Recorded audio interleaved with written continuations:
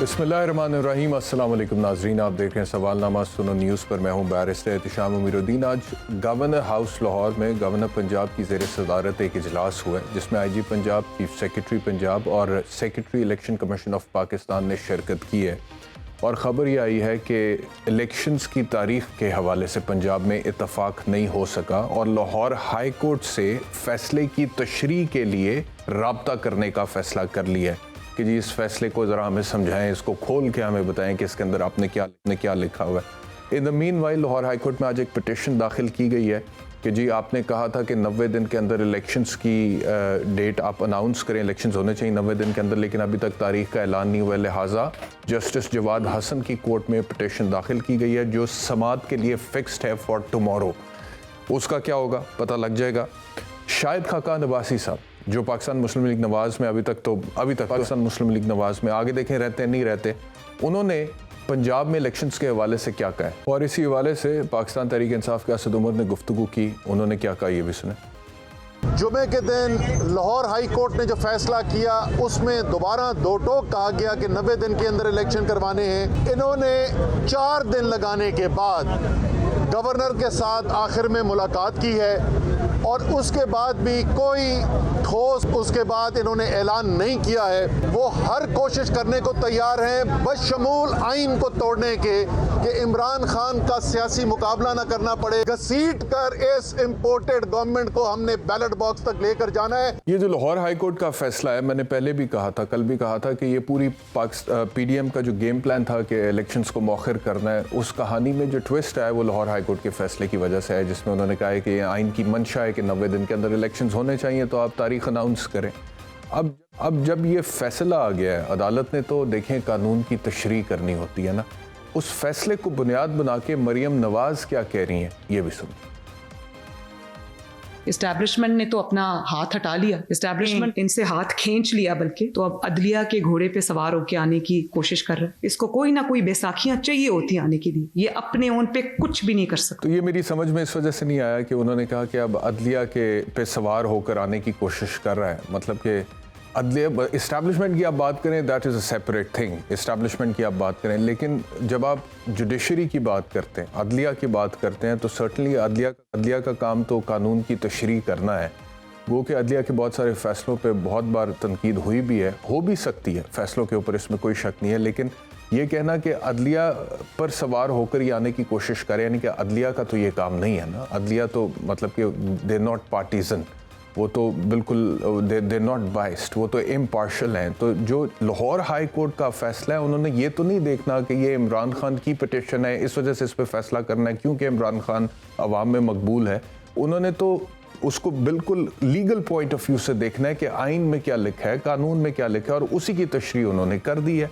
अब उसका फ़ायदा अगर इमरान खान को जा रहा है तो वो इस वजह से जा रहा है क्योंकि कानूनी तौर पर PTI का या इमरान खान का केस स्ट्रॉन्ग था। आप ये नहीं कह सकते कि इमरान खान अदलिया पर सवार होकर आने की कोशिश कर रहा है, ये बिल्कुल गलत स्टेटमेंट था मेरी नज़र में। बहरहाल गवर्नर्स का जो किरदार है उस हवाले से गुफ्तगू करते हुए फवाद चौधरी ने क्या कहा ये भी सुनो।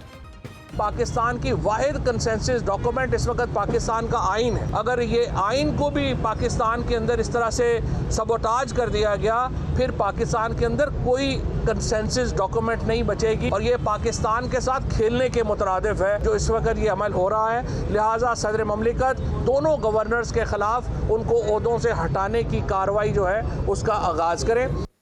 अच्छा, तो फवाद चौधरी साहब ये कह रहे हैं कि गवर्नर जनरल को हटाने की कार्रवाई का आगाज़ करें, ये president of Pakistan doctor Arif Alvi से वो रिक्वेस्ट कर रहे हैं। और आइन में वैसे लिखा हुआ है the governor should enjoy the office during the pleasure of the president। तो प्रेसिडेंट का उसके अंदर एक किरदार तो है, इसमें तो कोई शक नहीं है। तो अब आने वाले दिनों में ये गवर्नर साहिबान का जो भी किरदार है, क्या इसको सामने रखते हुए पाकिस्तान तहरीक इंसाफ डॉक्टर आरिफ अलवी पे ये प्रेशर डालने जा रही है, उनसे कहने जा रही है कि आप गवर्नर्स को अपने ओहदों से हटाएं ताकि इलेक्शन की राह हमवार हो सके, या फिर इन्हीं गवर्नर्स के होते हुए क्योंकि लाहौर हाई कोर्ट का एक फ़ैसला आ चुका है और उस फैसले की कंप्लाइंस के हवाले से एक पिटिशन दायर हो चुकी है जो कि समात के लिए सुबह फिक्स्ड है, वो भी जस्टिस जवाद हसन के पास लगेगी।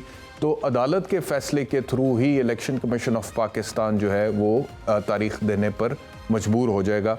इस पर डिस्कशन करेंगे। हमारे साथ पाकिस्तान तहरीक-ए-इंसाफ से गुरजब साहिबा, पाकिस्तान पीपल्स पार्टी से ताज हैदर साहब, माहिर कानून आरिफ चौधरी साहब। आप तीनों का बहुत बहुत शुक्रिया। आरिफ चौधरी साहब, आपसे गुफ्तगू का आगाज़ करते हैं। मुझे फरमाइएगा सबसे पहले, your thoughts as a legal expert about the decision pronounced by the Lahore high court, जिसमें उन्होंने कहा कि 90 दिन के अंदर आप इलेक्शन की तारीख अनाउंस कर दें। अब गवर्नर साहब ने, और आज जो इजलास हुआ है गवर्नर हाउस लाहौर में, उसमें secretary election commission of Pakistan भी थे, IG पंजाब भी थे, चीफ सेक्रेटरी भी थे। उन्होंने कहा जी कि लाहौर हाई कोर्ट से हम रब्ता करेंगे इस फैसले की तशरीह के हवाले से, यानी कि उन्हें समझ नहीं आया कि ये फैसला क्या है। तो ये आपको लगता है कि ये इतना ही कोई मुश्किल या कॉम्प्लिकेटेड फैसला था जो उन्हें समझ नहीं आया, जिसकी तशरीह के हवाले से लाहौर हाई कोर्ट से दोबारा रुजू करना उनके लिए ज़रूरी हो गया? बैरिस्टर साहब बहुत शुक्रिया। पहली बात तो ये है कि आइन बड़ा वाज़ेह है, इसके लिए हाई कोर्ट में जाने की जरूरत ही नहीं होनी चाहिए थी। हाई कोर्ट में उस सूरत में जाया जाता है जब मामला आइन के कंफ्यूजन क्रिएट कर रहे हो, वाज़ेह ना हो, कि जिस तरह माजी में ये सूरत हाल बनी कि ये वोट जो है इनके काउंट होंगे ये नहीं होंगे, जो टर्न कोर्ट्स हैं, तो पार्टी जो लॉयल्टीज चेंज करते हैं उनका किरदार क्या होगा, उसमें था इबाम, जिसे क्लियर किया सुप्रीम कोर्ट ने। अब मामला बड़ा वाज़ेह है। जब ये लफ्ज लिखे हो और जो चीज वाज़ेह हो उसकी वजाहत की जरूरत नहीं होती। ये एक दुनिया भर में ये असूल है। पहली बात तो ये है कि चूंकि इनकी नीयत शुरू से लेकर ये है कि इलेक्शन नहीं करवाने, इसी वजह से, और उन इलेक्शन कमीशन जो है वो पार्टी है उनके साथ, गवर्नमेंट के साथ, इसलिए उन्हें वो इलेक्शन की डेट नहीं दे रहा है। अब दूसरी बात ये हुई कि इलेक्शन की डेट ना देने के बाद जब राब्ता किया गया हाई कोर्ट से, तो अब हाई कोर्ट ने क्लियरली वही कहा है जो आइन कहता है। अब इसके अलावा इसमें इबाम किस चीज का है, कौन सी ऐसी बात है जो जिसमें दो राय हो सकती है? ये सारे का सारा मामला जो है वो टाइम गेन करने वाली बात है। जी ठीक है। अच्छा ये फरमाइएगा जी जी जी जी अब ये फरमाइएगा आरिफ चौधरी साहब कि पाकिस्तान तहरीक इंसाफ या इमरान खान साहब का जो मौक़िफ़ है वो भी यही कहते हैं कि जी 90 दिन के अंदर इलेक्शंस कराना आइनी ज़िम्मेदारी है, और अगर नहीं होते हैं तो ये फिर आइन तोड़ने के मुतरादिफ है और ये गद्दारी के मुतरादिफ है और आर्टिकल 6 लगना चाहिए। तो आपको लगता है कि अगर जानबूझकर इलेक्शंस को मौखर किया जाए रिस्पेक्टिव ऑफ द फैक्ट कि 224 में क्या लिखा हुआ है, तो आर्टिकल 6 लग सकता है? देखिए, आर्टिकल 6 तो लग सकता है। उसकी वजह यह कि सारा जो लेने की कोशिश की जाएगी वो आर्टिकल 254 की ली जाएगी, और 254 के लिए आपको वो सर्कमस्टांसेस दिखाने हैं जो एक्स्ट्रा ऑर्डिनरी हैं, बियॉन्ड ह्यूमन कंट्रोल, और वो उसमें जंग के अलावा या खुदा न खास्ता आफत समावी इस तरह की कोई आए जिसका कोई तोड़ ना हो, कोई हाल ना हो, तो उस सूरत में तो वो आ सकता है कि बदल सकता है उसको टाइम फ्रेम, लेकिन अदरवाइज तो कोई गुंजाइश ही नहीं रह जाती। और ये जो कहा जा रहा है कि जनाब ये जो सवार होके आ रहे हैं इसके ऊपर, अदलिया के घोड़े के ऊपर, ये इंतहाई तौहीन अमेज बात है। उसकी वजह ये है कि वो चूंकि पहले दिन से ये सोचे बैठी है कि जनाब हम आए किस तरीके से। अगर उन्हें थोड़ा सा भी कोई इस मामले में वो गौर करे या सोचे या अकल से काम ले, तो फिर उन्हें ये नहीं बात कहनी चाहिए। उसकी वजह यह कि अगर ये घोड़ा है खुदा न खास्ता जिस तरह वो कह रही हैं, तो फिर आपको जो ये जो वोट ऑफ नो कॉन्फिडेंस था वो अदलिया के फैसले के नतीजे में आया, और वही अदलिया जो है आज अगर आपको ये कह रही है कि भाई आइन ये कहता है कि इलेक्शन 90 दिन के अंदर अंदर होने चाहिए, तो आपको तकलीफ हो रही है और आप अदलिया के बारे में इस तरह की बात कर रहे हैं। मैं समझता हूँ कि सुप्रीम कोर्ट के चीफ जस्टिस ने भी बड़े इसमें कॉमेंट किया है। उन्होंने कहा कि हम बड़े सब्र से वो सारी बातें सुन रहे हैं जो हमारे बारे में कमेंट की जा रही है।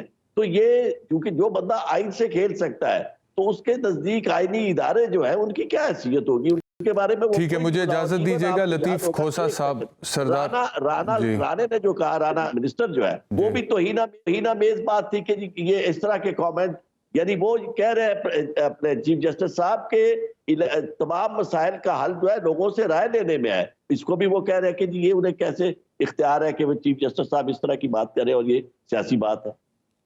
अच्छा जी, सरदार लतीफ खोसा साहब ने हमें ज्वाइन किया, बहुत शुक्रिया हमें ज्वाइन करने के लिए। मैं आपको भी सुनवाता हूँ मरियम बीबी ने क्या कहा है इमरान खान के हवाले से और अदलिया का जिक्र करते हुए, ज़रा सुन लें पहले। इस्टेब्लिशमेंट ने तो अपना हाथ हटा लिया, इस्टेब्लिशमेंट ने इनसे हाथ खींच लिया, बल्कि तो अब अदलिया के घोड़े पे सवार होकर आने की कोशिश कर रहा है। इसको कोई ना कोई बैसाखियां चाहिए होती आने के लिए, ये अपने ओन पे कुछ भी नहीं कर सकता। तो खोसा साहब, ये जो लाहौर हाई कोर्ट का फैसला है जिसमें उन्होंने कहा है कि 90 दिन के अंदर इलेक्शन की तारीख अनाउंस की जाए, इलेक्शन कमीशन ऑफ पाकिस्तान को डायरेक्शन दी है, ये उस हवाले से बात करते हुए मरियम बीबी ने कमेंट किया, आप इससे इत्तेफाक करेंगे?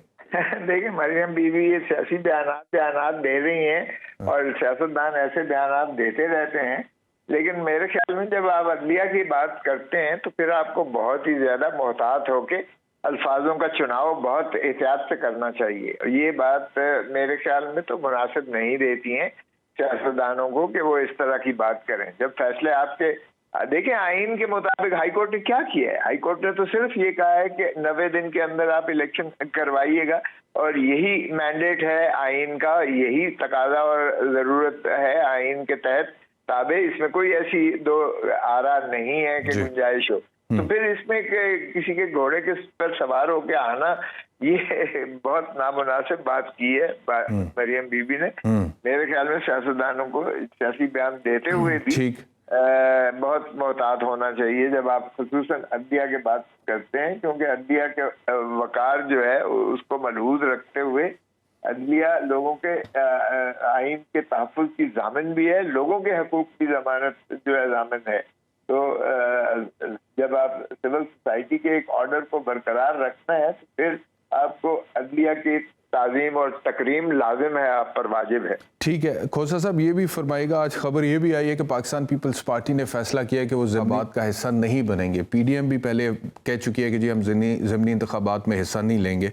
तो जब ज़िमनी इंतखाबात में हिस्सा लेने के लिए PDM भी तैयार नहीं है, पाकिस्तान पीपल्स पार्टी की तरफ से भी ये खबर आ गई है, दूसरी तरफ पंजाब की असम्बली तहलील हो चुकी है, KPK की असम्बली तहलील हो चुकी है, लाहौर हाई कोर्ट इस हवाले से एक फ़ैसला दे चुका है जिससे असूली तौर पे, कानूनी तौर पे मेरा ख्याल है आप भी इत्तफाक करते हैं, जो आपने भी कमेंट किया उसकी रोशनी में मैं ये कह रहा हूँ कि 90 दिन में इलेक्शंस होने चाहिए, आइन की मंशा है। तो अब ओवरऑल कोई कसर बची है कि आम इंतखाबात की तरफ ना जाया जाए? मेरा नहीं ख्याल में कि कोई ऐसी कसर बची है। आप बिल्कुल ठीक कह रहे हैं और केयरटेकर गवर्नमेंट भी जो है वो सिर्फ शफाफ इलेक्शन करवाने के लिए डे टू डे बिजनेस ही की हद तक मजाज है, लेकिन जिस तरह से केयरटेकर हुकूमत भी जो है वो चल रही है या चलाई जा रही है, जो भी हम कहें, वो भी एक बड़ा झुकाव नजर आता है और एक पार्टी को विक्टिमाइज और टारगेट किया जाना नजर आ रहा है। तो ये मेरा नहीं ख्याल कि इस तरह से जो है हमारी पॉलिटिकल स्टेबिलिटी आएगी, और बदकिस्मती है जब तक पॉलिटिकल स्टेबिलिटी नहीं आएगी आपकी इकोनॉमिक स्टेबिलिटी नहीं आएगी। तो अगर लोगों में यही सरासीमगी रही और बेयकीनी की कैफियत रही तो हमारी मईशत और ज्यादा डूबती चली जाएगी। तो मेरे ख्याल में तो सभी को मिल बैठकर ये होश के नाखून लेना चाहिए। आप रियासत की और अवाम की खिदमत के लिए मुंतखब होते हैं, हुकूमतें भी इसीलिए बनती हैं जी। तो फिर आप अपने जो है वो मोहतरम इमरान खान साहब जरा कंटेनर से उधर आए और ये अपनी ईगो और इना से जो है जरा इसको बागुजार तर्क करें और मिल बैठकर जो है फैसले करें। अगर ये समझते हैं कि दो सूबाई असेंबली की तहलील के बाद 90 दिन के अंदर इलेक्शन जो ये पैसे मांग रही है इलेक्शन कमीशन 40 अरब एक और 20 अरब एक, और अगर 4 महीने या 6 महीने के बाद फिर आपने जो है 60-70 अरब रुपया करना है, तो फिर ये क्यों नहीं मिल बैठकर एक फैसला करते कि एक ही दिन पे आगे पीछे 2-3 महीने कर लें तो कोई क़यामत नहीं आएगी। लेकिन एक यू नीड स्टेबल गवर्नमेंट चाहिए, आपको एक स्टेबल गवर्नमेंट चाहिए, और बजाय इसके कि आप ये फिर कहेंगे रोना धोना, फिर ये इस तरह रहेगा कि अगर ये दो असेंबलियां मुंतखब पहले हो जाती तो बाद में अगर नेशनल असेंबली का इलेक्शन या बाकी दो सूबों का है तो वो लामाला ये दो हुकूमतें जो है उस पर असरअंदाज होंगी, क्योंकि पंजाब 2/3 तो पंजाब है पाकिस्तान जी। पाकिस्तान पीपल्स पार्टी ज़िमनी इंतखाबात में क्यों नहीं जा रही? देखें, हमारी सेंट्रल एग्जीक्यूटिव कमेटी का तो फैसला हुआ नहीं है अभी तक। तो जो हमारा फैसला सेंट्रल एग्जीक्यूटिव कमेटी, इसका मैं खुद मेंबर हूँ, हमारा ये था कि हम कभी भी इंतखाबात से फरार नहीं करेंगे। हमारे ऊपर 1985 का जो है वो बहुत भारी पड़ा है, हमारे ऊपर ही नहीं है, सारे मुल्क की सियासत को जो है रुख मोड़ कर रख दिया 1985 की जो हमारी उससे दूर अलग थी या किनारा कशी थी या बाइकॉट था। तो वो हमारा तो उस वक्त के बाद फैसला यही रहा है। लेकिन अभी आपकी जरिए मुझे पता चल रहा है अभी हमारी सेंट्रल एग्जीक्यूटिव कमेटी का फैसला नहीं हुआ है। हमारा पहले फैसला यही था कि हम हिस्सा लेंगे और हमने कागजात नामजदगी दाखिल करवाए। इसके बावजूद के पीडीएम ने और मौलाना फजलुर रहमान ने कहा था कि हम हिस्सा नहीं लेंगे, लेकिन हमने कहा नहीं, हम हिस्सा लेंगे। हमारे पास जराए से जो खबर आ रही है खोसा साहब, वो यही आ रही है कि जो सीनियर पार्टी मेंबरान हैं उन्होंने ही ये मशवरा दिया कि हमें ज़िमनी इंतखाबात में हिस्सा नहीं लेना चाहिए क्योंकि उससे पार्टी की साख को नुकसान पहुंचेगा। प्रॉबेबली इस वजह से शायद सीटें हार जाएंगे। एहतशाम अभी हमारी पार्टी का एज सच कोई ऑफिशियल फैसला नहीं हुआ है। ये सेंट्रल एग्जीक्यूटिव कमेटी इसका फैसला करेगी। सेंट्रल एग्जीक्यूटिव कमेटी ने जो पहला फैसला किया हुआ है कि हम हर इंतखाब जो होगा उसमें हम हिस्सा लेंगे। और आपको याद होगा पीडीएम से हमारी अलहदगी की एक वजह भी बुनियादी यही बनी थी कि पीडीएम ने कहती थी कि हम हिस्सा ना लें, बाइकआउट करें, और हमने कहा नहीं, हम हिस्सा लेंगे। और चुनाचे हमारी ये फैसले पर बाद में पीडीएम ने भी इत्तेफाक किया और हमने तो सारी बाई इलेक्शंस जीते थे और उसका जो है एक मस्बत नतीजा आया था, हमें एक पॉलिटिकल माइलेज मिली थी, वो आपको याद होगा। हमारी पार्टी की पॉलिसी यही है। अगर किसी का इंडिविजुअल फैसला है जो आप कह रहे हैं सीनियर, मैं भी सीनियर मेंबर हूँ, माफ कीजिएगा मेरी ये राय। जी बिल्कुल, आप बहुत सीनियर मेंबर हैं। और इसी वजह से एक और सवाल मैं इससे ज़रा हट के आपसे पूछना चाहता हूँ, फिर कंवल शोजब साहबा ने भी हमें ज्वाइन कर लिया पाकिस्तान तहरीक इंसाफ से, उन्हें भी विंडो में ले लें प्रोड्यूसर साहब। बिलावल साहब जब से फॉरेन मिनिस्टर, एक तनकीद उन पर ये बहुत हो रही है खोसा साहब के वो पूरी दुनिया के दौरे कर रहे हैं, मुख्तलिफ मुल्कों में जा रहे हैं, लेकिन अफ़गानिस्तान अभी तक नहीं गए। और स्ट्रेटिजिकली अफ़गानिस्तान ख़ास तौर पे ये कुछ अरसे से जब से दहशतगर्दी के हवाले से कुछ मामला सामने आना शुरू हुए, हमारे लिए बड़ा इंपॉर्टेंट है वहाँ पे अच्छे ताल्लुकात अफ़गान गवर्नमेंट के साथ। तो क्या वजह है बिलावल साहब अफ़गानिस्तान नहीं गए?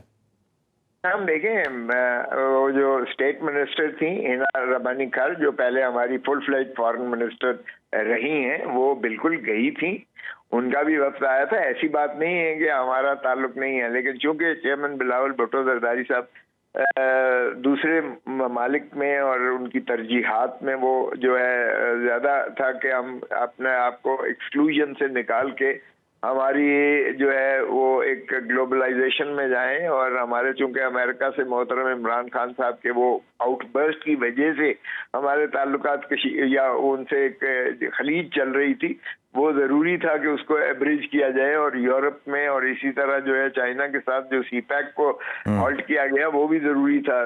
चेयरमैन बिलावल भुट्टो जरदारी साहब वो उन ममालिक में जाते रहे हैं और यहाँ उन्होंने हिना रबानी खान को भेजा, जो माशाल्लाह बहुत ज़्यादा मंशी हुई और शायद उनसे भी ज़्यादा फॉरेन मिनिस्ट्री में तजुर्बेकारी रखती हैं, क्योंकि वो खुद फुल फ्लेज मिनिस्टर है। तो ये कहना कि उनकी तरजीह नहीं थी अफगानिस्तान की तरफ या तवज्जो नहीं थी, तो एक बैनुल अक़वामी इम्पैक्ट भी था कि वो हमारा के हमने एक सॉफ्ट इमेज भी देना था और अफगानिस्तान को ये भी कायल करना था कि देखिए औरतों को आप भी आगे लाइएगा। और जो चले ठीक है जी। कंवल शोजब साहिबा हमारे साथ हैं। कंवल साहिबा, खान साहब ने वॉइस ऑफ अमेरिका को इंटरव्यू दिया और उन्होंने फिर वो जब उनसे सवाल हुआ साजिश के हवाले से तो उन्होंने कहा कि it was not imported from there, it was exported from here. यानी कि वो जो इनिशियली बयानिया था बैरूनी साजिश के हवाले से, गो के इससे पहले भी इमरान खान साहब उस हवाले से अपनी पोजीशन तब्दील कर चुके हैं जब उन्होंने कहा कि हुसैन हक्कानी को हायर किया, इनिशिएट यहाँ से हुआ, उसने वहाँ पे लॉबिंग की, अमेरिका को साथ मिलाया और उसके बाद फिर इम्प्लीमेंटेशन हुई। तो इसका मतलब ये हुआ कि फिर वो बैरूनी नहीं अंदरूनी ही साजिश निकली इवेंचुअली। अब तो वॉइस ऑफ अमेरिका को भी ये कह दिया और फिर उन्होंने ये भी कहा कि अमेरिका के साथ अच्छे ताल्लुकात होने चाहिए, रियासती सतह पर होने चाहिए और पर्सनल ईगोज़ की वजह से वो ताल्लुकात ख़राब नहीं होने चाहिए। मरियम नवाज़ इस पर बड़ी तनकीद कर रही हैं। उन्होंने ये कहा है कि देखें कि वो साइफ़र की जितनी भी इनकी सारी बयानिया था, नैरेटिव था, उसके ऊपर इन्होंने अब यू टर्न ले लिया है और अब अमेरिका के साथ ये बातें कर रहे हैं और सब कुछ जन बाजवा के ऊपर इन्होंने डाल दी। आप क्या कहेंगे? Thank you very much Ehtesham. देखिए, खान साहब का एक स्टेटेड जो स्टांस है, चाहे अमेरिका हो चाहे कोई भी मुल्क हो, उससे ताल्लुकात का जो बायलैटरल ताल्लुकात हैं वो कभी भी उससे पीछे नहीं हटे। आप 2010 की 11-12 हमेशा उनकी जो स्टेटमेंट्स रही हैं वो उठा के देख लें, उनका एक ही स्टेटमेंट रहा है कि हम गुलामी नहीं करना चाहते, हम बायलैटरल जो एक बराबरी के सतह पर एक इज्जत के साथ अपनी जो सेल्फ इस्टीम होती है किसी भी मुल्क की, उसको कायम रखते हुए सबसर्विएंट नहीं होना, हमने उनके साथ बातचीत रखनी है और एक अच्छे ताल्लुकात रखने मुल्क के लेवल पे। बाकी जहाँ तक इम्पोर्ट और एक्सपोर्ट की बात है तो देखिए मैं सेकंड करती हूँ। DGISPR ने जो स्टेटमेंट दी थी कि साजिश नहीं हुई थी, मुदाखलत हुई थी, तो उन्होंने बिल्कुल ठीक कहा था। साजिश पाकिस्तान में हुई थी, मुदाखलत अमेरिका से करवाई थी। वो बेचारे उस वक्त भी सच बोल रहे थे, हमें उनकी बात को उस वक्त एंडोर्स करना चाहिए था। Now fully endorsed. उस टाइम तो आप लोग कह रहे थे कि गलत है, उस टाइम तो आप लोग कह रहे थे कि गलत नहीं कहा था, हमने उन्हें ये कहा था कि मुदाखलत और साजिश दोनों हुई है, लेकिन वो बताने की और अमेरिका की मुदाखलत क्या हुई थी? वो मुदाखलत यही हुई थी ना, मैं आपको बता रही हूँ। प्लॉट सारा इन्होंने बनाया, खान साहब को कहा कि रशिया जाओ, वो सारी बात तो अब आपने सुनी ली पिछले 2-3 दिन से। जावेद चौधरी साहब का वर्जन भी आ गया स्पॉन्सर्ड बाय बाजवा साहब, फिर आफ्ताब साहब का भी आ गया, आफ्ताब इकबाल साहब का भी स्पॉन्सर्ड बाय बाजवा साहब। और जितना वो बोल के यहाँ पे बयानात भेज रहे हैं उतना ज्यादा वो एक्सपोज भी हो रहे हैं और उनकी सारी साजिश और मुदाखलत जो है वो समझ भी आ गई। गलती से मैं डिफेंस कमेटी की मेंबर हूँ। नहीं, अमेरिका ने किया क्या? चले बाजवा साहब का तो मुझे समझ आ गया ना, अमेरिका ने क्या किया आपके साथ?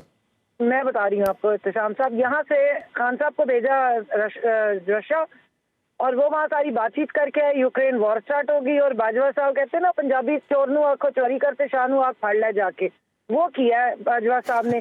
यहाँ से हायर किया हकानी। ये खान साहब इतने बच्चे थे, खान साहब मतलब कि खान साहब बाजवा साहब के कहने पे गए थे यूक्रेन? नहीं, खान साहब बिल्कुल बाजवा साहब के कहने पे नहीं गए, लेकिन ऑब्वियसली अभी तो आपने कहा में सुन लेना, अब मेरी बात पूरी होने दें, फिर आप उसमें से जो मतलब समझेंगे वो अखज़ कर लीजिए। नहीं, मैं तो समझना चाह रहा हूँ ना, क्लैरिटी चाहिए। देखिए पूरी मीटिंग जो बुलाई गई थी वो आप जरा वीलॉग सुन लें, अगर वो डिलीट कर लिया है वैसे आफ्ताब इकबाल साहब ने, लेकिन हम सबके पास पड़ा हुआ है, पूरे पाकिस्तान के लोगों ने डाउनलोड कर लिया। चाहते हैं तो मैं भेजती हूँ, सुनिए। मैंने सुन लिया वो वीलॉग, लेकिन मेरा तो सवाल बड़ा पर्टिनेंट है आपसे, मैं तो बड़ा स्पेसिफिक क्वेश्चन आपसे पूछ रहा हूँ कि नंबर 1 ये बता दें अमेरिका ने क्या और कैसे मुदाखलत की, अमेरिका का रोल क्या था, वो मुझे जरा बता दें, समझा दें। मैं वही बता रही हूँ, अगर आप मुझे अब 2 मिनट दे दें तो मैंने बहुत सारी सबकी बातें सुनी है, मैं अपना पूरा आपको जो आपने सवाल किया उसका जवाब भी दे रही हूँ। देखिए जिस वक्त इन्होंने यहाँ से पूरा एक नेटवर्क, वो पूरी एक लॉबियस्ट हायर किए और हकानी साहब तो जाने पहचाने इस मामले में, और वो भी सारी बातचीत आपके सामने आ चुकी हुई है कि किस तरह वहाँ पर बताया जा रहा था कि जी इमरान खान जो है वो तो एंटी अमेरिका है और आप जो है वो उनको मतलब जो भी है फारिग करें। और फिर उसके बाद डोनाल्ड लू साहब ने साइफर भेजा, साइफर से ना इमरान खान मुकर है ना PTI मुकरी है, क्योंकि वो डॉक्यूमेंटेड है, वो मिनटेड है। और जो कमेटी सिक्योरिटी की, नेशनल सिक्योरिटी की कमेटी बुलाई गई थी 28वीं, उसको चेयर किया था प्राइम मिनिस्टर इमरान खान ने, उसके मिनट्स डॉक्यूमेंट हुए हैं, वो पब्लिश करें। उसके बाद 29वीं जो आई थी कमेटी की मीटिंग, वो शहबाज शरीफ साहब ने की थी चेयर। और उसके बीच में क्या हुआ था, उसके बीच में उस वक्त के स्पीकर साहब ने, असद कैसर साहब ने सबको बुलाया था कि आए हम आपको साइफर दिखाते हैं। वो साइफर का डॉक्यूमेंट सुप्रीम कोर्ट में भी भेजा गया है, वो साइफर डॉक्यूमेंट सदर पाकिस्तान को भी भेजा गया और वो स्पीकर के ऑफिस में भी मौजूद है।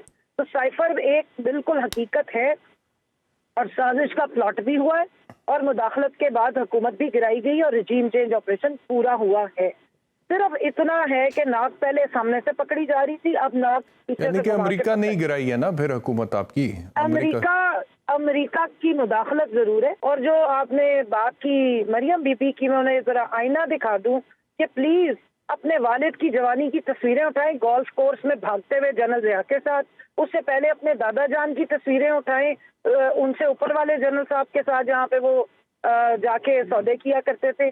और आप अपनी जो केसेस आप निकाल के गई थी, यहाँ से अभी निकल के गई हैं, देखें आप खुद बैरिस्टर हैं, यहाँ पर बैठे हुए इतने लतीफ कोसर साहब, मैं उनका बहुत रिस्पेक्ट करती हूँ, मेरे इनके साथ एक फैमिली की एक रिस्पेक्ट है। उसके बाद बाकी सारे भी जो बैठे हुए हैं लॉ के सब एक्सपर्ट्स हैं। क्या पाकिस्तान की अदालतें जिनमें केस चलते रहे इस पूरे खानदान के, क्या वो झूठ थे सारे? जो इनको कन्विक्शन अदालतों में तो आप लोगों पर भी केस चले हैं ना, अब तो ठीक केस है, आप हम तो लोगों वो पे केसेस भुगत रहे हैं, हमने तो अदालतों पे तबर्रे नहीं पड़े। ये तो मरियम हमेशा से करती है, इस्लामाबाद हाई कोर्ट के बाहर खड़ी होकर तबर्रे पड़ती रही, फौज पे भी पड़ती नहीं, कुछ चीजों के ऊपर क्लैरिटी होना बड़ा जरूरी है, पे भी पड़ती रही, और कुछ चीजों पर क्लैरिटी होना बहुत जरूरी है। आप देखें, आप कहती हैं कि अदालतों ने इनको सजाएं सुनाई, ये किया वो किया, फलाना टमकाना, उनके खिलाफ जितने भी केसेस थे आप कहते हैं कि वो सारे दुरुस्त थे और हमारे खिलाफ जितने भी केसेस अदालतों में जा रहे हैं वो सारे गलत हैं। उनके साथ जब कुछ होता है ऐसा, वो कहते हैं हमारे साथ इंतकामी कार्रवाइयाँ हो रही हैं, तब आप कहते हैं कि नहीं ये दुरुस्त हो रहा है। अब आपके साथ हो रहा है तो आप कहते हैं कि आपके साथ इंतकामी कार्रवाइयाँ हो रही हैं, वो कहते हैं दुरुस्त हो रहा है। तो कुछ चीज़ों के ऊपर अगर आप लोग सेटल कर लें वंस एंड फॉर ऑल। मैं बता रही हूँ, नहीं, इमरान खान साहब पे दहशत गर्दी लगी थी तो अदालत जाना पड़ा था ना। तौहीन अदालत की कार्रवाई हुई थी कि नहीं हुई थी इमरान? या आप कह दें कि तौहीन अदालत की कार्रवाई दुरुस्त हुई थी, उन्होंने खातून जज को धमकाया था इमरान खान साहब ने। तौहीन अदालत में और 16 अरब रुपए के मनी लॉन्ड्रिंग केस में बहुत फर्क होता है। तोशाखाना, दहशतगर्दी अगर इमरान खान ने तोशाखाना बन गया ना इमरान खान के खिलाफ, हालांकि मेरी नजर में कोई केस नहीं है वो, लेकिन बन गया। निकला क्या उसमें से?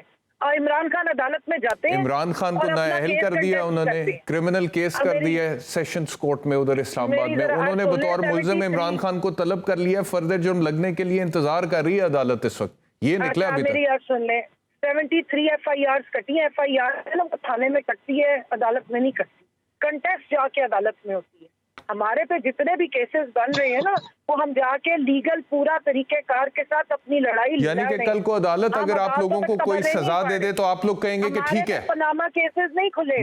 मेरा सवाल सुन लेना, फिर मेरा सवाल सुन लें, मेरा सवाल तो सुन लेना। कल को अगर अदालत आप लोगों को सजा सुना देती है, मिसाल के तौर पे इमरान खान साहब को नाअहल करार दे देती है, कोई भी कोड ऑफ लॉ, चाहे वो तोशाखाना के हवाले से हो किसी और केस के हवाले से हो, वो डिस्क्वालीफाई कर देते हैं। क्योंकि पीडीएम के एजेंडे में ये है कंवल साहिबा के वो इमरान खान साहब की डिस्क्वालिफिकेशन चाहते हैं। आसिफ अली जरदारी साहब का एक स्टेटमेंट मौजूद है इस हवाले से, राना सनाउल्लाह ने अभी ये बात की है। ये तो वो डिस्क्वालिफिकेशन सुन तो लेना, सुन तो लें। तो ये अगर डिस्क्वालिफिकेशन होनी है ना इमरान खान की, ये कोई पीपल्स पार्टी या पीडीएम ने नहीं करनी, ये किसी कोर्ट ऑफ लॉ के थ्रू ही होगी। अगर होगी तो कल को कोई कोर्ट ऑफ लॉ कर देता है तो फिर आप लोग उस फैसले को मानेंगे? आप ये कह रही हैं? मेरी आज सुन लेना। एक तो आपने कहा कि उनके एजेंडे में, उनकी फरमाइशों में ये शामिल थी जो बाजवा साहब ने गेट नंबर 4 पे जाके डीलिंग अभी तक एजेंडे में है, अभी तक है, बिल्कुल है। वो जो मियां भगोड़े हैं ना, वो वापस नहीं आते। और जो उनकी पॉलिसी रही है ना, जस्टिस कयूम साहब की, ये बैठे हुए हैं लतीफ खोसा साहब, ये गवर्नर रहे हैं पंजाब के, इनको अच्छी तरह याद होगी वो ऑडियो जिसमें वो मियां साहब डिक्टेशन दे रहे हैं, छोटे मियां साहब बड़े मियां साहब की फरमाइश पे। आप लोगों का भी एक मसला है, मुझे लगता है। आरिफ चौधरी साहब, मैं आ रहा हूँ आपकी तरफ वापस आ रहा हूँ। चले आप कंप्लीट कर लें 1 मिनट में, क्यों बाद में बताएं? अभी बताएंगे, अभी आप चलें कंप्लीट करें। इलेक्शन कमीशन ने जितने भी चार्जेस लगाए, हमने उसको हमेशा कोर्ट में ही जाके कंटेस्ट किया है। हमने जाके सुप्रीम कोर्ट पे डंडे नहीं ताने, न सोटे ताने हैं। अगर हमने अपने ऊपर, हमारे पे गलत केसेस भी बने हैं, गलत फैसले भी आते हैं, अदालतों से आते हैं, लेकिन हमने उसको अदालत में जाके आइन और कानून की हदूद में रह के कंटेस्ट किया। चलें ठीक है, मैं आता हूँ आपकी तरफ वापस आता हूँ। ये पूरी दुनिया को पता है। जो आपकी तरफ वापस आता हूँ कंवल साहब, आपकी तरफ वापस आता हूँ। आरिफ चौधरी साहब, आपका क्योंकि अदालतों से ताल्लुक है, आप वकील भी हैं, अदालतें हमारे लिए बड़ी काबिल एहतराम है, इसमें तो कोई दूसरी राय है ही नहीं। और जब किसी शख्स के साथ ज्यादती होती है, जुल्म होता है, तो एक अदालत ही है जिससे वो राब्ता कर सकता है किसी तगड़े के खिलाफ जो उसे जुल्म का निशाना बनाता है। इसमें तो कोई दूसरी राय है नहीं।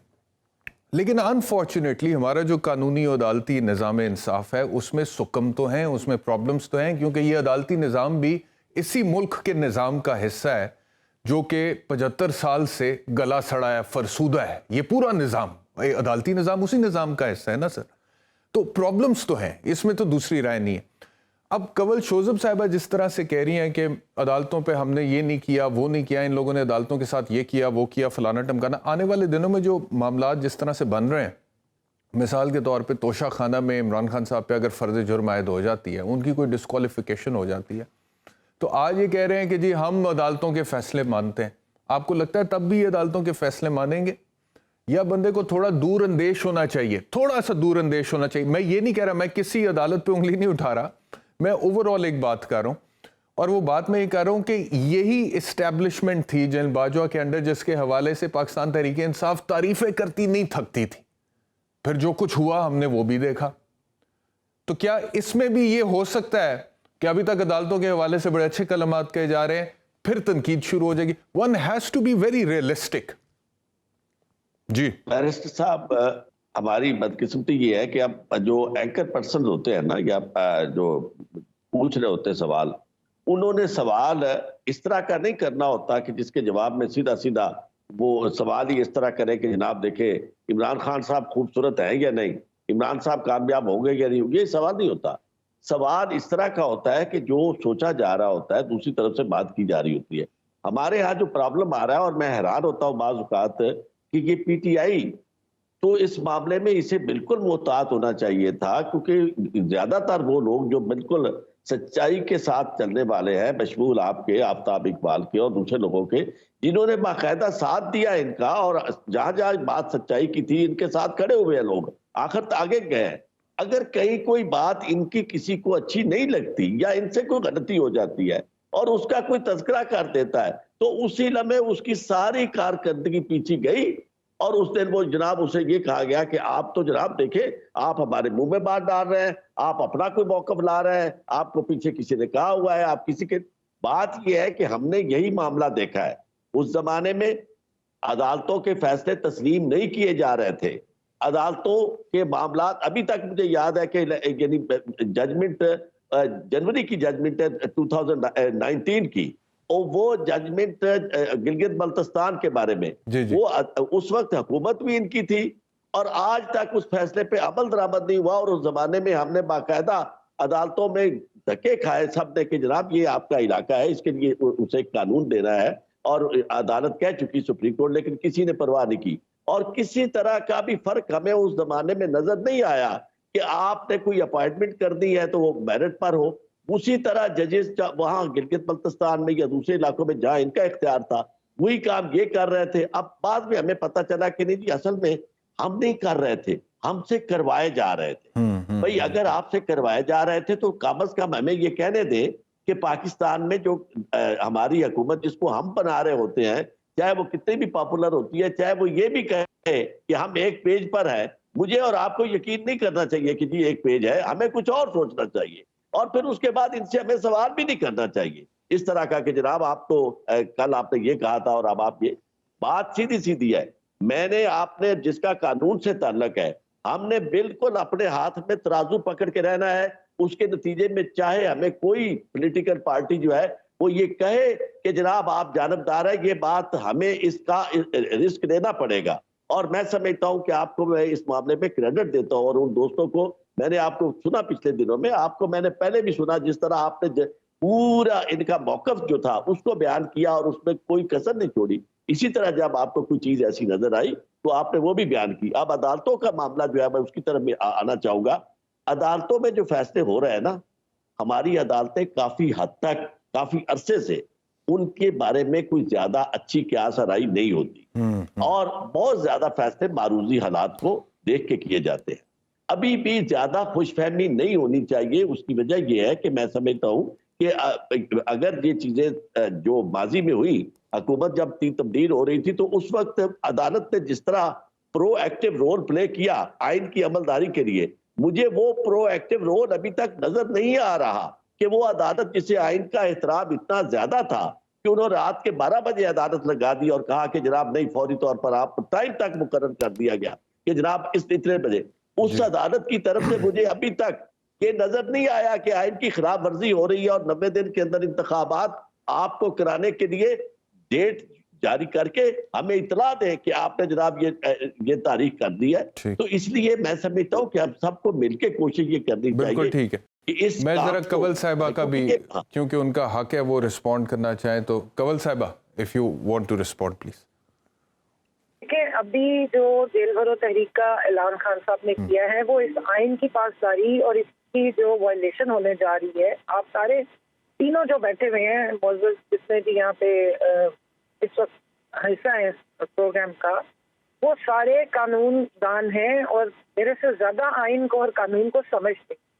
आइन का आर्टिकल 105 की जो शेक है जिसपे 90 दिन का जिक्र किया गया है, उसमें ये नहीं कहा कि 90 दिन के अंदर कराना है, उसमें अल्फाज इस्तेमाल किए गए कि 90 दिन से आगे नहीं लगाया जा सकता। अब गवर्नर साहब की मीटिंग हो रही है, वो मीटिंग खेल रहे हैं, जबरदस्ती के डिलेज की बात हो रही है। अभी आप सवाल पूछ रहे थे कि जी पीपल्स पार्टी बाई इलेक्शन का बायकॉट क्यों कर रही है। मैं यहाँ पे एक और सवाल रखती थी। आपने दुनिया जहान के बहाने सुन लिए कि जी वो फाइनेंस मिनिस्ट्री ने मना कर दिया है कि वो पैसे नहीं देंगे, इलेक्शन कमीशन ने कह दिया है कि वो इलेक्शन नहीं करा सकते, GHQ का जिक्र करें कि उन्होंने कहा हम फोर्स नहीं देंगे, IG साहब कह रहे हैं कि हमारे पास भी पुलिस नहीं है, सॉरी हम नहीं दे सकते। ये सारी बातें, मैं I am sorry to use the word, कि ये एब्सर्ड आर्गुमेंट्स हैं और एब्सर्ड किस्म के ये बहाने, इस तरह से आइन के मुताबिक ये चीजें नहीं होती। इलेक्शन जब आपने कॉल करने हैं तो करने हैं। अब जो आर्गुमेंट है बाय इलेक्शन आपने नेशनल असेंबली की सीटों पे करना है, वो पंजाब में भी है। बिल्कुल ठीक है, वक्त खत्म हो गया। कंवल शोजब साहब आपका बहुत शुक्रिया हमें ज्वाइन करने के लिए। आरिफ चॉइस साहब आपका बहुत शुक्रिया। सरदार लतीफ खोसा साहब बहुत शुक्रिया। एक ब्रेक लेते हैं, ब्रेक के बाद आएंगे तो दो और इश्यूज पर बात करनी आपके। Welcome back to Sawalnama. ये जो 200 अरब रुपए का मिनी बजट आना है, वफाकी वज़ीर ख़जाना इसहाक डार आज सदर पाकिस्तान डॉक्टर आरिफ अलवी से मिले और रिक्वेस्ट ये की है कि ये ऑर्डिनेंस के ज़रिए ले आते हैं, लेकिन ज़राए की खबर ये है कि सदर पाकिस्तान ने ऑर्डिनेंस के ज़रिए लाने से माजरत कर ली और उन्होंने कहा है कि इसे पार्लियामेंट में लेके जाएँ और पार्लियामेंट में कानून के तौर पर इसको पास करा दें। अब इकॉनमी की जो ओवरऑल सूरत हाल है उसमें रियल इस्टेट सेक्टर जो है वो भी ज़ाहिर बात है इस वक्त तनज़्ज़ुली का शिकार है। हमारे साथ हैं एहसन मलिक साहब, रियल एस्टेट कंसल्टेंट। आपका बहुत शुक्रिया हमें ज्वाइन करने के लिए। एहसन मलिक साहब, ये फरमाइएगा कि ओवरऑल जो हम सिनारियो देख रहे हैं मौशी तौर पे, उसमें तो चीज़ें काफ़ी इन्हतात का शिकार हैं, मार्केट बहुत स्लो है, रियल एस्टेट का भी यही हाल है? बिस्मिल्लाहिर्रहमानिर्रहीम। एहतशाम साहब, ओवरऑल पूरे मुल्क में इस वक्त जो कंडीशन है वो तो आप सबके सामने है, बट मैं ये समझता हूँ कुछ तो पॉलिटिकल अनरेस्ट है, कुछ इस हुकूमत ने अपना बेड़ा गर्क खुद भी किया है अपनी पॉलिसीज की वजह से। स्पेशली ये जो रियल एस्टेट सेक्टर था ये तो इनके लिए ब्रेड विनर था, एक फॉरेन रेमिटेंस को अट्रैक्ट करने का जरिया था। इन्होंने उसके ऊपर भी ऐसी पॉलिसीज इंट्रोड्यूस करवाई हैं जिसकी वजह से आपके ओवरसीज पाकिस्तानी अलग अनॉयड हैं, और प्लस जो आप ये कह लें सर्कुलेशन ऑफ ट्रांजैक्शन थी, सर्कुलेशन ऑफ मनी थी, वो भी टोटली स्टक होकर रह गई है। अभी भी लोग एक्सपेक्ट करते हैं प्राइम मिनिस्टर साहब से कि जो वो एज ए PM जब वो CM थे पंजाब के और शहबाज स्पीड के नाम से मशहूर थे, वो चीजें लोगों में नजर नहीं आ रही हैं बिल्कुल भी PM साहब में। स्पेशली अभी आप ये देखिए, ये जो IMF हमारे साथ कर रहा है, जो चीज हो रही है, इसको बेहतर तरीके से भी टैकल किया जा सकता था। उनकी जो रिजर्वेशंस हैं इलेक्ट्रिसिटी पे, सुई गैस पे, पेट्रोल पे, तो मतलब जो PM साहब हैं उनको चाहिए था कि वो हमारे जो इश्यूज हैं इलेक्ट्रिसिटी के, वो तो हमारा इंटरनल इशू है, वो तो मैनेज किया जा सकता था। इसी तरह जो बजट में रियल एस्टेट सेक्टर पे इन्होंने टैक्सेस इंपोज किए, डीम इनकम टैक्स एक इंट्रोड्यूस हुआ, माइट भी आपकी नॉलेज में है या नहीं, उसकी आज भी लाहौर हाई कोर्ट में हियरिंग थी कि आपके पास एक प्रॉपर्टी है जिससे कोई इनकम जनरेट नहीं हो रही, बट आप गवर्नमेंट को उसके ऊपर एक रेंट पे करेंगे। तो मतलब क्यों पाकिस्तान में कोई रियल एस्टेट सेक्टर में इन्वेस्टमेंट करे? गवर्नमेंट को चाहिए इमीडिएटली इन इश्यूज को एड्रेस करे, स्टेक होल्डर्स के साथ बैठे। ये जो टैक्स जिसकी आप बात कर रहे हैं एहसन मलिक साहब, ये जिस टैक्स की आप बात कर रहे हैं और आप कह रहे हैं लाहौर हाई कोर्ट में उसके हवाले से आज भी प्रोसीडिंग्स थी, ये इस हुकूमत ने आके लगाया टैक्स? जी बिल्कुल। ये इमरान खान साहब के दौरे हुकूमत में, इमरान खान साहब के दौरे हुकूमत में वो जो हम सुन रहे थे कि कंस्ट्रक्शन सेक्टर में उन्होंने कोई पैकेज वगैरह अनाउंस किया, उस हुकूमत की पॉलिसी आपके ख्याल में बेहतर थी इस हुकूमत की पॉलिसी से? सर, इमरान खान साहब के जो अगर 3.5 साल का टेन्योर लें तो उनको भी कुछ थोड़े से पहले 2 साल में समझ नहीं आई और उन्होंने भी इस सेक्टर को अंडर स्ट्रेस, अंडर प्रेशर रखा। उसके बाद उनको समझ आई कि मैं जब तक कंस्ट्रक्शन इंडस्ट्री और रियल एस्टेट सेक्टर को नहीं चलाऊंगा तब तक मुल्क में इकोनॉमिक जो एक्टिविटी है वो जनरेट नहीं होगी। तो मेरी आपके प्रोग्राम से तवस्सुत से गुजारिश है प्राइम मिनिस्टर साहब से, क्योंकि इसहाक डार साहब को तो पकड़ना शायद बहुत ही मुश्किल है, क्योंकि वो तो टाइम ही नहीं दे पा रहे और ना लोगों को वो मिलने में इंटरेस्टेड हैं जितने वो किसी भी कम्युनिटी से हो। It's not only real estate sector. मैंने आज तक अभी तक नहीं सुना कि वो किसी बिजनेसमैन कम्युनिटी से मिले हैं और उनके तहफ्फुजात को वो दूर करने की कोशिश करें। आप लोग ये शॉर्ट टर्म शॉर्टकट्स की तरफ जा रहे हैं। ये डॉलर का क्या इशू है? पाकिस्तान में डॉलर है, लोग शॉर्ट टर्म इन्वेस्टमेंट के लिए डॉलर की बाइंग करते हैं, कोई टैक्सेस नहीं, लोगों ने लॉकर्स में घरों में डॉलर रखे हुए हैं। आप चीजों को थोड़ा सा टेक्निकली अगर आप हैंडल करेंगे तो आपकी इकोनॉमिक एक्टिविटी स्टार्ट हो जाएगी, पैसे जनरेट होना स्टार्ट हो जाएंगे। आप 1 बिलियन के लिए कशकोल लेके जिस तरह आईएमएफ के सामने जलील हो रहे हैं, इससे शायद आपकी कोई थोड़ी सी जान छूट जाए। बिल्कुल सही है। तो अब आपके ख्याल में एक दो बुनियादी चीज़ें जो कि एक तो आपने कहा कि ये जो टैक्स लगाया इस हुकूमत ने आके ये गलत फैसला था और वो लाहौर हाई कोर्ट में आप लोगों ने चैलेंज भी कर दिए, लेकिन ओवरऑल जो सियासी अदम इस्तेहकाम की सूरत हाल है, हम अक्सर पीटीआई वाले इमरान खान साहब यही कहते हैं जी कि इलेक्शंस करवा दिए जाएं, सियासी अदम इस्तेहकाम जब तक रहेगा मईशत बहरान में रहेगी। तो आप लोग एक बिजनेस कम्युनिटी की हैसियत से आपकी मार्केट जो स्लो है, जिस तरह से आप लोगों को भी लगता है कि अगर इलेक्शंस हो जाएं तो ही मार्केट बेहतर होगी, या इस हुकूमत के होते हुए कोई पॉलिसीज बेहतर इंट्रोड्यूस हो जाएं तो भी मार्केट बेहतर हो सकती है? आपको क्या लगता है कौन से ऑप्शन ज़्यादा सूट करेगा बिजनेस कम्युनिटी?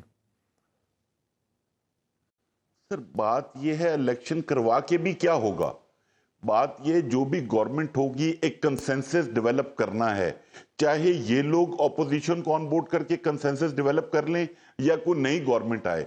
इस गवर्नमेंट को एक अगर आपने थोड़ा सा एज देना चाहते हैं कि इनकी बाहर थोड़ी सी एक्सेप्टेबिलिटी है। खान साहब के दौर में तो ना चाइना ना यूएस ना कोई और फॉरेन कंट्री तो आपसे बात करने को तैयार नहीं था। इस गवर्नमेंट को एटलीस्ट इतनी प्रिविलेज तो मिली कि जब इन्होंने कॉन्फ्रेंस की ये वेदर क्लाइमेट के ऊपर तो 9-10 अरब रुपए के प्लेजेस मिले हैं। बट जब तक पॉलिटिकल अनरेस्ट नहीं खत्म होगा, और मेरे ख्याल में इसमें तमाम स्टेक होल्डर्स को एक दफा बैठना चाहिए for the sake of Pakistan. अपने इंटरेस्ट को छोड़ दें खुदारा। ठीक है, एहसन मलिक साहब ये भी बताएं कि ये जो इन्फ्लेशन का फैक्टर है ये किस हद तक मिसाल के तौर पे रियल एस्टेट में अगर मैं कंस्ट्रक्शन की बात करूं, घरों की एक आदमी है, एक आम पाकिस्तानी है, मैं उसके पॉइंट ऑफ व्यू से बात करना चाहता हूं, मैं बहुत बड़े लेवल पे नहीं माइक्रो लेवल पे बात कर रहा हूँ आपसे। एक आम पाकिस्तानी है, वो अपनी जमा पूंजी इकट्ठी करके जो भी उसकी हैसियत है उसके मुताबिक कोई ज़मीन का टोटा खरीदता है, कहता है मैं इसके ऊपर घर बनाना चाहता हूँ। जो उसका बजट है वो सरिये की कीमत, सीमेंट की कीमत, ईंट की कीमत, उसके मुताबिक वो अपना एक बजट जो है उसको मैनेज कर। लेकिन जिस तरह से महंगाई में इन्फ्लेशन की वजह से सारी चीज़ें महंगी हो रही हैं, उसका बजट सारा डिस्टर्ब हो जाता है। बात दुरुस्त नहीं? एहतशाम साहब आप बिल्कुल ठीक कह रहे हैं। मुझे एक चीज बताएं ना, आज हमने एक बहाना बना लिया है, हर चीज को डॉलर के साथ रिलेट कर रहे हैं। अब जो ईंट है इसमें डॉलर की क्या इंटरवेंशन है, अगर सीमेंट बन रहा है तो उसमें डॉलर की क्या इंटरवेंशन है। ठीक है। बेसिकली जो मैंने स्टार्ट में बात की कि लोग शहबाज शरीफ साहब से एक्सपेक्ट कर रहे हैं कि वो इंटरवीन करें, जैसे वो एज ए सीएम पंजाब करते थे। अच्छा जी। कि जो शहबाज स्पीड के साथ इंटरफेयर करें, लेकिन अभी तक वो कर नहीं पा रहे हैं। प्राइम मिनिस्टर साहब उनका फोकस यही है इलेक्शंस कैसे मौके प्राइम मिनिस्टर साहब उनकी वो भी डाइवर्ट हुए हैं, या तो उनको एडवाइस ठीक नहीं मिल रही, और हालांकि उन्होंने 84 लोगों की काबीना रख ली है अब तो। जी बिल्कुल ठीक कह रहे हैं। बहुत शुक्रिया एहसन मलिक साहब हमें ज्वाइन करने के लिए। एक और इशू नज़र से गुजरा है, वो है जी कि वैसे तो FIA के अंदर आजकल पर्चों का मौसम चल रहा है। वो एक मौसम आता है ना, फलों का मौसम आता है, आमों का मौसम, आम बहुत ज़्यादा उगना शुरू हो जाते हैं। किन्नुओं का मौसम आता है, किन्नू बहुत ज़्यादा उगना शुरू। तो FIA के अंदर आजकल वैसे तो पर्चों का मौसम चल रहा है कि वो पंजाबी में कहते हैं इठ पुटो तो पर्चा निकल आता है। तो ये, लेकिन बहरहाल ये एक जो है FIR का इंदराज हुआ है। परवेज़ इलाही साहब जो कि तकरीबन 6 महीने के लिए पंजाब के चीफ मिनिस्टर रहे हैं, उनकी करीबी अजीज़ा हैं सायरा अनवर साहिबा, उनके ख़िलाफ़। और ये मतलब बड़े अरसे बाद मैंने कोई FIR ऐसी देखी है FIA की तरफ से जो दर्ज हो रही है। नहीं तो बगावत तो RKC पे लगा देते हैं, हेट स्पीच भी लगा देते हैं, जिसके अंदर बाकायदा तौर पे उन्होंने बड़ी तफसील के साथ कुछ चीज़ें लिखी गई और उन्होंने कहा है कि इसके ऊपर इन्वेस्टिगेशन होना ज़रूरी है। और वो कहते हैं कि ये खातून जो हैं, इन्होंने एक ही बैंक अकाउंट में तकरीबन 17.5 करोड़ रुपए कैश डिपॉजिट कराए हैं और उसका कोई सोर्स नहीं है, उसका कोई ओरिजिन नहीं है। That could be proceeds of the crime. तो ये FIA कहता है कि मनी लॉन्ड्रिंग का पैसा है, और ये ख़ुद को इंटीरियर डिज़ाइनर कहती हैं, और फॉरेन रेमिटेंस कह कर के बाहर से पैसे आए हैं, ये पैसे जमा कराए गए हैं, और ये जो कैश डिपॉजिट्स हैं ये मुताबिकत नहीं रखते हैं उनके प्रोफाइल के साथ या उनके सोर्सेज ऑफ इनकम के साथ। तो FIA ने उनसे पूछा कि जी आप बताएं कि पैसे आपके पास कहाँ से आए, तो उन्होंने जवाब देना ही मुनासिब नहीं समझा। उसके अलावा अभी तक जो FIA ने उनकी प्रॉपर्टीज़ डिटेक्ट की हैं उसमें एक कनाल का घर है, DHA में एक अपार्टमेंट है, DHA में 3 गाड़ियाँ हैं। तो केस FIA ने, क्योंकि उनकी तरफ से कोई जवाब नहीं आया था, एसेट्स बियॉन्ड मींस का केस बनाया। FIA ने इसी FIR में लिखा है कि उन्होंने इंक्वायरी प्रोसीडिंग्स को ज्वाइन नहीं किया। उन्होंने इसी FIR में लिखा है कि ये रिपोर्टेडली प्रोसीड्स ऑफ क्राइम है, मनी लॉन्ड्रिंग का पैसा है, और बाकी जो लोग इसमें शामिल हो सकते हैं पॉसिबली, उनका जो रोल है that will be determined during the course of investigation.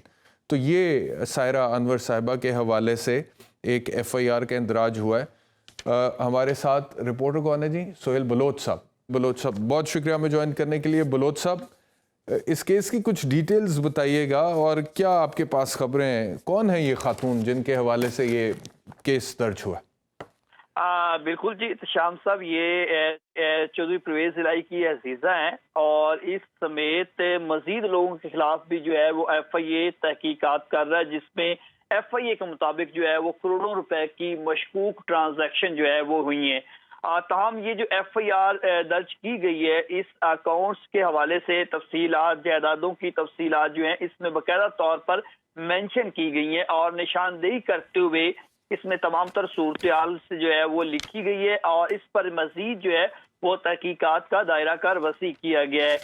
FIA के मुताबिक सायरा अनवर जो है वो मुख्तलिफ बैंकों में 10 अकाउंट की निशानदेही की गई है, अकाउंट्स जो बने हुए थे, और एक अकाउंट में जून 2022 से अब तक 175 मिलियन रुपए जो है वो जमा कराए गए थे। जी बिल्कुल, मैंने वो देखा 17.5 करोड़ की ट्रांजैक्शन एक ही अकाउंट में है और वो ये कहा गया कि कैश डिपॉजिट कराए गए और उसमें जो पूरी तफसील है FIR के अंदर के 5 करोड़ एक दिया गया है, तकरीबन कोई 2 करोड़ एक दिया गया है, 25 लाख एक, फिर 50 लाख एक, वो पूरी उन्होंने बड़ी डिटेल के साथ वो सारा कुछ लगाया हुआ है और उन्होंने कहा है कि इसका कोई ओरिजिन हमें नहीं बताया गया इस हवाले से। बिल्कुल। तो इन खातून की तरफ से कोई जवाब नहीं आया FIA को इस सारी? जी को FIA की जानिब से मुतअद्दिद बार तलब किया गया था, लेकिन इनके वकील जो है वो एक दफा पेश हुए थे, लेकिन उनकी जानिब से भी कोई इस प्रॉपर्टीज या जायदादों के हवाले से उनको शवाहिद फराहम नहीं किए गए थे, बल्कि ये वक्त मांगा गया था कि वो जाती वजूहात की बिना पर FIA में पेश नहीं हो सकती, लिहाजा जो है मजीद वक्त दिया जाए। ये कोई 3 से 4 मरतबा जो है उनको तलब किया गया था। तो अभी तो FIR का इंदराज हो चुका है ना, तो अभी ये खातून यहीं पर हैं, लाहौर में ही है? जी, इनका नाम जो है वो ACL में जरूर था, लेकिन FIA जराए से ये मालूम हुआ है कि ये बैरून मुल्क जा चुकी हैं। अच्छा। और FIA जो है इनके खिलाफ मुख्तलिफ जो है वो तहकीकात करने के हवाले से इनको तलब किया गया, नोटिस भिजवाए गए, लेकिन ये पेश ना हुई। इनके जो वकील पेश होते रहे वो वक्त मांगते रहे और उसके बाद इनको जब FIA को मालूम हुआ कि ये बैरून मुल्क जा चुकी हैं, तो फिर क्योंकि अब FIA की जानिब से तहकीकात का दायरा कार तो वसी किया गया है, इनके तमाम रिकॉर्ड जो है वो बैंकों से भी हासिल किया गया है और दीगर जो सरकारी मालियाती अदारे हैं उनसे भी इनका रिकॉर्ड हासिल कर लिया गया है, लेकिन अभी तक इनकी जो तफ्तीश में शामिल नहीं हुई, जिस वजह से जो है FIA की जानिब से ये मुकदमा दर्ज किया गया और FIA ज़राए के मुताबिक ये भी मालूम हुआ है कि आया कि इनको गिरफ्तार भी किया जा सकता है, लेकिन ये बैरून मुल्क है जिसकी वजह से जो है FIA के जो जी बिल्कुल ठीक हो गया सोहेल बलोच, हो रही और बिल्कुल ठीक हो गया। बहुत बहुत शुक्रिया आपका सोहेल बलोच। शाहिद खाकान नवाज साहब ने कह दिया है कि अगर मरियम नवाज लीडर होंगी तो फिर वो पाकिस्तान मुस्लिम लीग नवाज में नहीं रहेंगी। तो अब देखते हैं कि पाकिस्तान मुस्लिम लीग नवाज को इकट्ठे रख पाती है मरियम नवाज कि नहीं, या सारा फोकस इमरान खान की नाअहली पे ही रहना है। बहुत शुक्रिया प्रोग्राम देखने के लिए, अपना ख्याल रखें। अल्लाह।